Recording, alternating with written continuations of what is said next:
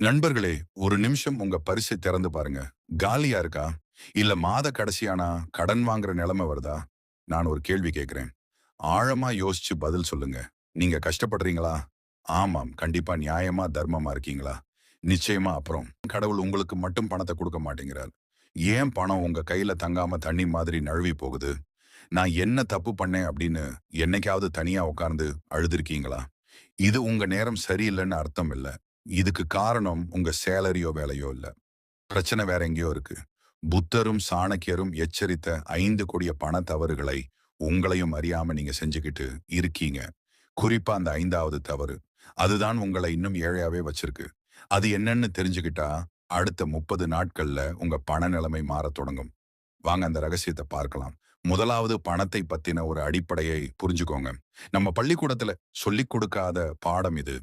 புத்தர் சொல்வாரு, "நீ எதை பிடித்துக் கொள்கிறாயோ, அது உன்னை கட்டி போடும். நீ எதை புரிந்து கொள்கிறாயோ, அது உன்னை விடுவிக்கும்."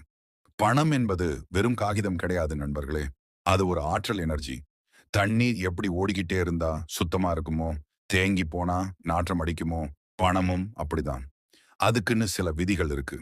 அந்த விதிகளை மீறும்போது நீங்க எவ்வளவு சம்பாதிச்சாலும், அது ஓட்டை பானையில தண்ணீர் ஊத்துற மாதிரி காணாம போயிடும். நம்மை அறியாமலே நம் செல்வத்த தடுக்கும் அந்த 5 தடைகள் என்ன? ஒவ்வொன்றா பார்ப்போம். முதல் தடை இதுதான் உங்க வீட்டுக்குள்ள செல்வத்தை நுழைய விடாம தடுக்குது. அதுதான் தரித்திர மனநிலை. உண்மைய சொல்லுங்க. ரோட்ல ஒரு பெரிய விலை உயர்ந்த கார் போகுது. அத பார்த்த உடனே உங்க மனசுல என்ன தோணும்? ஆஹா! சூப்பர்ன்னு தோணுதா? இல்ல இவன் எவன ஏமாத்தி சம்பாதிச்சானோ? அப்படின்னு தோணுதா? கவனமா கேளுங்க. புத்தர் விதிகளின்படி நீ எத வெறுக்கிறியோ, அது உன்ன வந்து சேராது. இது பிரபஞ்ச விதி. பணக்காரங்கள பார்த்தோம், வசதியா வாழவங்கள பார்த்தோம். உங்களுக்குள் ஒரு சின்ன பொறாமை, எரிச்சல் வந்தா கூட, நீங்க பணத்துக்கு ஒரு மெசேஜ் சொல்றீங்க. எனக்கு நீ வேண்டாம், நான் உன்ன வெறுக்கிறேன்னு. உங்க ஆள் மனசு என்ன பண்ணும் தெரியுமா?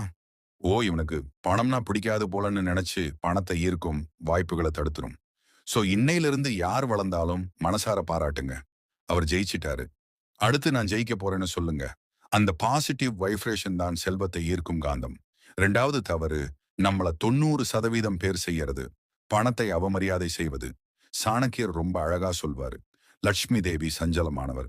அவளை மதிக்காத இடத்துல அவள் ஒரு வினாடி கூட தங்க மாட்டாள். உங்க பர்ஸை இப்ப எடுத்து பாருங்க. பணத்த கசக்கி, சுருட்டி, பழைய பெல், துண்டு சீட்டு எல்லாத்தோடையும் சேர்த்து குப்பைக்கூட மாரி வச்சிருக்கீங்களா? இல்ல நோட்டுகளை அழகா அடுக்கி தலைகீழா இல்லாம நேரா வச்சிருக்கீங்களா? பணம் ஒரு விருந்தாளி மாரி. உங்க வீட்டுக்கு வர விருந்தாளிய வாசல்லயே விக்க வச்சு அவமானப்படுத்தினா, அவர் மறுபடியும் வருவாரா? வரமாட்டார்ல. அதேதான் பணமும். ரூ. 1 இருந்தாலும், அத தரையில பார்த்தா குனிஞ்சு எடுங்க. செலவு பண்ணும்போது மனசுக்குள்ள நன்றி சொல்லிட்டு கொடுங்க.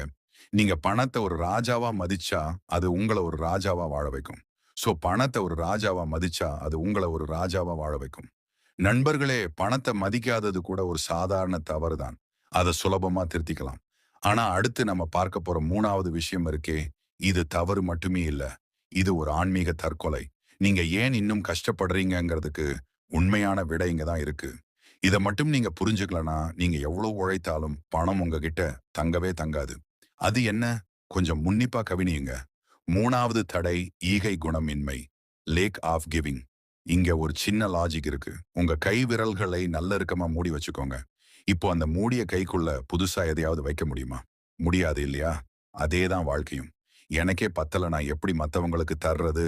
அப்படின்னு சொல்லி உங்க மனச இறுக்கமா மூடி வச்சிருந்தீங்கன்னா, புதுசா பிரபஞ்சம் உங்களுக்கு கொடுக்க நினைக்கிற செல்வம் உள்ளே நுழைய இடமே இருக்காது.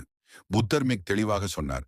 ஒரு மெழுகுவர்த்தி மற்றொரு மெழுகுவர்த்திக்கு ஒளியேற்றுவதால் அதன் வெளிச்சம் குறைந்து விடுவதில்லை.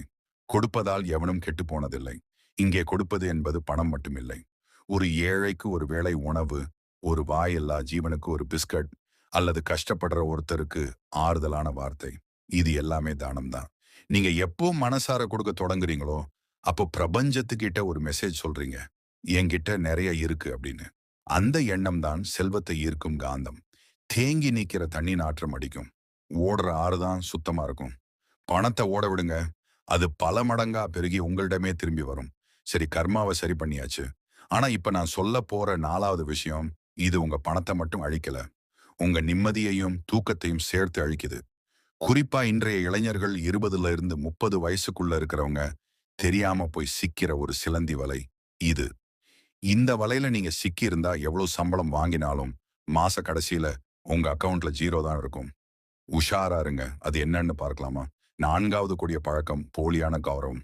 ஒரு பிரபலமான வாசகம் உண்டு. நமக்கு தேவையில்லாத பொருட்களை, நம்மிடம் இல்லாத பணத்தை கொண்டு, நமக்கு பிடிக்காத ஆட்களை இம்ப்ரெஸ் பண்றதுக்காக வாங்குறது தான் பைத்தியக்காரத்தனம். யோசிச்சு பாருங்க, பக்கத்து வீட்டுக்காரன் கார் வாங்கிட்டான், நானும் வாங்கணும். என் ஃப்ரெண்ட் ஐஃபோன் வச்சிருக்கான், நானும் கடன் வாங்கியாவது வாங்கணும். ஏன் யாருக்காக? நீங்க கடன் வாங்கி இஎம்ஐ கட்டி கஷ்டப்படும் போது அந்த சொந்தக்காரங்க வந்து உதவ போறாங்களா? கிடையாது. புத்தர் ஒருமுறை சீடர்களிடம் கேட்டார், எது உண்மையான செல்வம்? உன் உடம்பில் இருக்கும் ஆடையா அல்லது உன் உள்ளத்தில் இருக்கும் அமைதியா? நண்பர்களே, கடன் வாங்கி வாழ்ற வாழ்க்கை ஒரு நேர வெடிகுண்டு மாதிரி. அது எப்ப வேணாலும் வெடிக்கும். அடுத்தவங்க என்ன நினைப்பாங்கன்னு வாழ்றதை நிறுத்துங்க. உங்க சம்பளம் 20,000 ரூபாய்னா அதுக்குள்ள வாழ பழகுங்க. எளிமையா வாழ்றது அவமானம் இல்ல. அதுதான் உண்மையான சுதந்திரம். கடன் இல்லாத இரவு தூக்கம் கோடிகளுக்கு சமம். கடைசி 5வது விஷயம். நான் ஆரம்பத்துல சொன்னேன்ல, இதுதான் எல்லாத்துக்கும் ஆணிவேர். மேல சொன்ன 4 தவறுகளை நீங்க திருத்திக்கிட்டாலும், இந்த ஒரே ஒரு விஷயத்த நீங்க செய்யலைன்னா, நீங்க ஓட்ட வாளியில தண்ணி நிரப்புற மாதிரி தான். எவ்வளவு சம்பாதிச்சாலும் அது கரைஞ்சு போயிரும். உலகத்துல ஜெயிக்கிற அந்த 1% பணக்காரங்க இந்த ரகசியத்தை தான் தினமும் ஃபாலோ பண்றாங்க. இது கேட்கறதுக்கு ரொம்ப சாதாரணமா இருக்கும். ஆனா இத செய்யற தைரியம் நிறைய பேருக்கு இல்ல. அது என்ன ரகசியம்? 5வது பழக்கம் விழிப்புணர்வு இல்லாத வாழ்க்கை. பணம் வருது போகுது. ஆனா மாச கடைசியில எங்க போச்சுன்னே தெரியலையேன்னு தலைய பிச்சுக்கிறீங்களா? அப்படின்னா உங்க கப்பலுக்கு கேப்டன் இல்லைன்னு அர்த்தம். அது எங்கேயாவது பாறையில மோதி உடையதான் செய்யும். புத்தர் சொல்வார், விழிப்புணர்வு இல்லாத வாழ்க்கை மரணத்திற்கு சமம். உங்க பணத்துக்கு நீங்க ஒரு முதலாளியா இருக்கணும். இல்லைன்னா பணம் உங்களுக்கு எஜமானாகி உங்களை ஆட்டி படைக்கும். இதோ உங்களுக்கான சவால். இன்னைக்கே ஒரு சின்ன நோட்டு வாங்குங்க. அல்லது போன்ல ஒரு ஆஃப் டவுன்லோட் பண்ணுங்க. ₹1 டீ குடிச்சா கூட அதை எழுதுங்க. வீட்டு வாடகை எவ்வளவு? சாப்பாடு எவ்வளவு? தேவையில்லாத ஸ்நாக்ஸ் எவ்வளவு? இதை ஒரு மாசம் எழுதுங்க. மாச கடைசியில அதை எடுத்து பாருங்க. உங்களுக்கே அதிர்ச்சியா இருக்கும். அடப்பாவிகளா, தேவையில்லாம இதுலயா இவ்வளவு பணத்தை அழிச்சிருக்கேன் அப்படின்னு உங்க கண்கள் திறக்கும். எப்போ அந்த ஓட்டை எங்க இருக்குன்னு கண்டுபிடிக்கிறீங்களோ அப்பதான் அதை அடைக்க முடியும். கணக்கு பார்க்காதவன் கடைசி வரைக்கும் கண்ணீர் சிந்திட்டே தான் இருக்கணும். இது கசப்பான உண்மை. நண்பர்களே, இன்னைக்கு நாம பார்த்த இந்த 5 விஷயங்கள், பொறாமை வேண்டாம், பணத்தை மதியுங்கள், கொடுக்க பழகுங்கள், போலியான கௌரவம் வேண்டாம், கணக்கு எழுதுங்கள். இதுல நீங்க எந்த தப்பை அதிகமா பண்றீங்க? உங்க மனசாட்சிக்கு தெரியும். அதை இன்றே இப்பவே மாத்துங்க. பணங்கிறது வெறும் காகிதம் இல்ல. அது உங்க சுதந்திரம். உங்க குடும்பத்தோட எதிர்காலம். இந்த வீடியோ உங்களுக்கு ஒரு சின்ன மாற்றத்தையாவது கொடுத்திருந்தா மறக்காம லைக் பண்ணுங்க. எனக்கு பணம் சேரும். நான் மாறுவேன்னு நம்பிக்கை இருக்கிறவங்க மட்டும் கமெண்ட்ல ஐ எம் ரிச் அப்படின்னு டைப் பண்ணுங்க. உங்க நம்பிக்கையை பார்ப்போம். இதே மாதிரி வாழ்க்கையை மாற்றும் வீடியோக்களுக்கு நம்ம சேனலை சப்ஸ்கிரைப் பண்ணுங்க. வாழ்க வளமுடன். நன்றி.